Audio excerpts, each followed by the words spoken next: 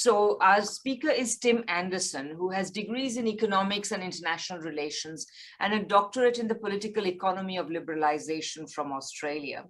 He has taught at Australian universities for more than 30 years. His most recent books are Land and Livelihoods in Papua New Guinea, The Dirty War on Syria, which has appeared in 10 languages, and Axis of Resistance Towards an Independent Middle East. I'm sure many of you know of his work already. He has been published in a range of academic journals, including Health and Human Rights, the Pan American Health Journal, the International Journal of Cuban Studies, the Australian Journal of Human Rights, Latin American Perspectives, the Journal of Iberian and Latin American Studies, the Portuguese Studies Review, Current Issues in Criminal Justice, the Australian Journal of Professional and Applied Ethics, Critical Public Health, the Journal of Australian Political Economy, and Pacific Economic Bulletin. Tim is also a consultant to the United Nations Development Programme on South-South cooperation and development strategy and has written extensively on Cuban medical cooperation in Timor-Leste in the Southwest Pacific. In 2017, he was awarded the Cuban Friendship Medal granted by the Cuban Council of State on the proposal of the Cuban Institute for Friendship with the Peoples. So Paul will now play the video that we have of Tim. While Paul is figuring that out, let me also just read to you a brief message that Tim has sent in addition to the video.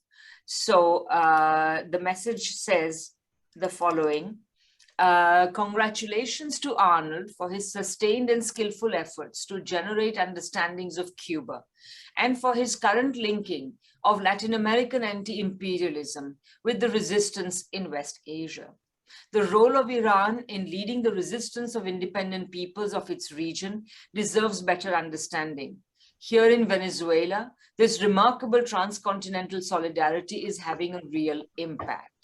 So that's Tim's brief written message, and hopefully, Paul, we can now play the video. Up until the time that Arnold August published his book on democracy in Cuba, there were very few sources in the English language that you could read to understand exactly what was going on in the Cuban's political system. So therefore in the US, they would just say, oh, there's a dictatorship, there's no elections, nothing happens like that. And most people wouldn't know any better. But Arnold made a very important contribution. I think the major book before Arnold's was by Ricardo Alarcon, talking about the political system in Cuba.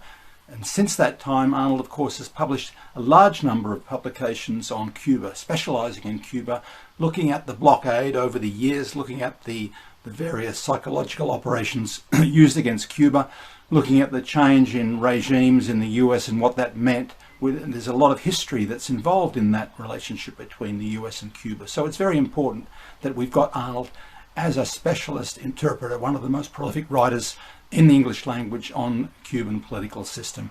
And I'm very pleased to see that now that he has been globalizing his approach to things, getting this book published in Farsi and therefore into West Asia, and linking up also to struggles, resistance struggles in Lebanon, in Syria, in Palestine, across that region. Because I think it's very important, because just as imperialism has globalized its reach and trying to hang on desperately to its last the dying gasps of its reach across the world, so the resistance has to globalize across the world.